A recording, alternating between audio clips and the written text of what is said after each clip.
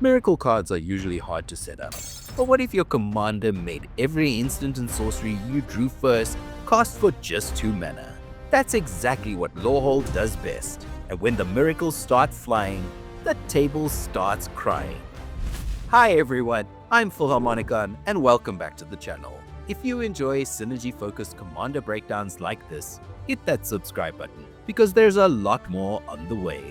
Today we're diving into the next Elder Dragon founder from Secrets of Strixhaven, and this one is all about history, storytelling, and digging through the past for absurd value. It's time to witness a miracle with Lorehold the Historian. If you love huge splashy spells that normally cost an absolute fortune, and the idea of casting those spells for basically nothing on every player's turn excites you, this deck is absolutely for you. Lorehold is a 5/5 Elder Dragon with flying and haste for 5 mana. Both of their abilities work together amazingly. First, each instant and sorcery card you draw has Miracle 2, which means if it's the first card you draw in a turn, you can immediately cast it for just 2 generic mana. Then, at the beginning of each opponent's upkeep, you may discard a card. If you do, draw a card. So every single turn cycle, we get to rummage. We discard a card, draw a card, and if that card happens to be an instant or sorcery, suddenly we can slam it down for only 2 mana. The strategy here is actually super straightforward. First, we need Lorehold online, because the deck really does revolve around the commander. Then, we start cheating out massive instants and sorceries for next to nothing on our opponent's turns. And finally, we either overwhelm the table with repeated value spells or slowly burn everybody out with our pinger package. Now, let's talk about the fun part. These are the spells we actually want to miracle into. Hit the Mother Lode is hilarious here. Discover 10 is already absurd. But then, we also make treasures equal to the difference between the discovered spell's mana value and 10. Casting this for 2 mana feels illegal.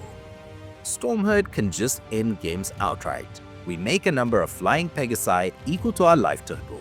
And if this happens before our turn rolls around, somebody is probably dying. Deploy to the front can create a ridiculous board out of nowhere, especially later in the game when creatures have piled up across the battlefield. Brass's Bounty is another one that becomes completely silly with Miracle. Paying 2 mana and suddenly getting 6, maybe even 7 treasure tokens is exactly how this deck spirals out of control. Dance with Calamity is pure chaos in the best way possible. Sometimes we completely whiff, but sometimes we hit gigantic spells for free and basically explode the board. Taunt from the Rampart is secretly terrifying. Goading every creature and preventing blocks until our next turn creates absolute carnage around the table. Insurrection is just classic game-ending nonsense. Steal everyone's creatures, give them haste, and suddenly the entire table becomes a win condition. Emeri's Call for 2 mana feels unfair. 2 4/4 Flying Angels plus Indestructible for the team is a massive swing. Now obviously, we don't want to leave everything up to luck, so these cards help us control what we're drawing next. Library of Leng is probably the standout card in the whole deck. Being able to discard directly to the top of your library means Lorehold's Rummage basically becomes set up your next miracle. It's incredibly strong. Sensei's Divining Top is the classic option. Look at the top 3 cards, arrange them however we want, and set up your next turn cycle perfectly. Yes please. Scroll Rack is even crazier here. We can hide expensive miracle spells from our hand, draw fresh cards, then stack those giant spells right back on top of our library, ready to be cast for just 2 mana. Then, Hidden Retreat and Penance don't normally benefit us too much, but in this deck, the ability to place cards back on top of our library is exactly what we want. So, how do we actually close out the game?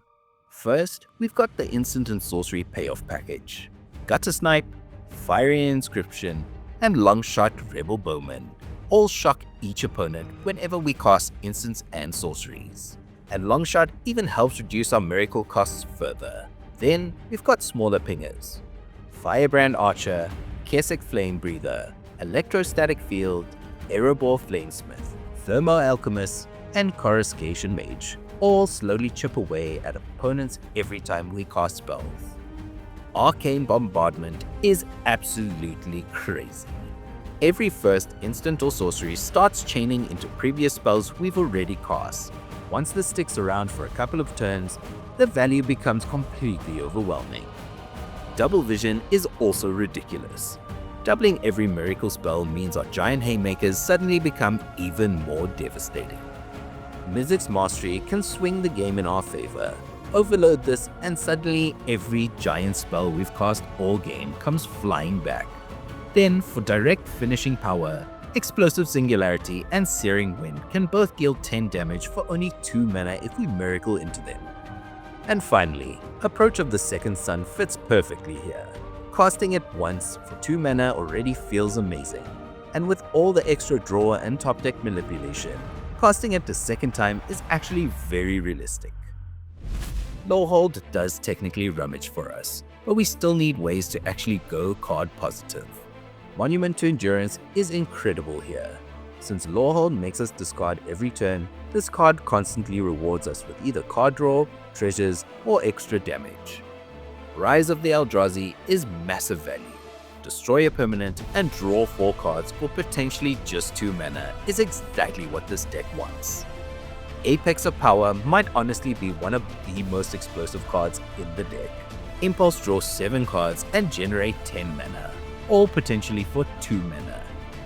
Improvisation Capstone is another scary card if we miracle into it. Suddenly we're getting free impulse draw every turn and potentially chaining into even more huge spells. And then cards like Demand Answers, Thrill of Possibility, and Electric Revelation become much stronger here than they normally are, especially with Library of Leng letting us carefully stack our top decks. For interaction, there are some really fun spells that become extra powerful with Miracle. Call Forth the Tempest is fantastic. Double Cascade plus a board wipe effect can completely swing games. Volcanic Vision lets us recur a big spell from the graveyard while also clearing enemy boards at the same time. Soulfire Eruption can generate an absurd amount of damage and card advantage all at once if we hit high mana value spells. Aloran's Searing Light is excellent removal that also burns our opponents at the same time. Now, because Lorehold is so important to the deck, we do need a solid protection package. We're running Boros Charm, Bolt Bend, Redirect Lightning, Untimely Malfunction, and Sejiri's Shelter. Now, Boros isn't exactly famous for ramping, but thankfully this deck has some really synergistic options. Big Score, Unexpected Windfall, and Pirate's Pillage are all excellent here. Discard a card, draw 2, and make 2 treasures. These are also great to miracle into. Stormkiln Artist is honestly one of the best cards in the deck. Every instant and sorcery generates a treasure, and when we're casting spells on every turn, the mana snowballs quickly. Bender's Waterskin and Victory Chimes are both surprisingly useful because they untap on every player's turn, giving us mana throughout the whole table rotation.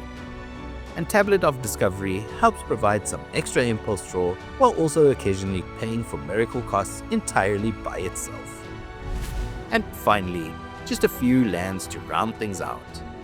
Lindblum Industrial Regency gives us another pinger effect to support the spell-slinging plan. War Room is just reliable card draw stapled onto a land.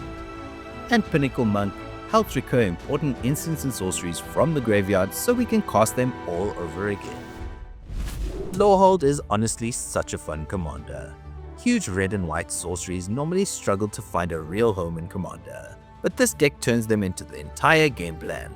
Casting 6, 7, or even 8 mana spells for only 2 mana over and over again gets out of hand incredibly quickly.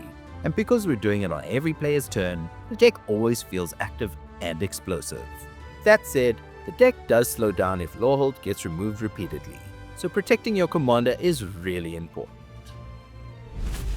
Thanks so much for watching. If you enjoyed this breakdown, leave a like, drop a comment, and subscribe for more synergy-based commander content.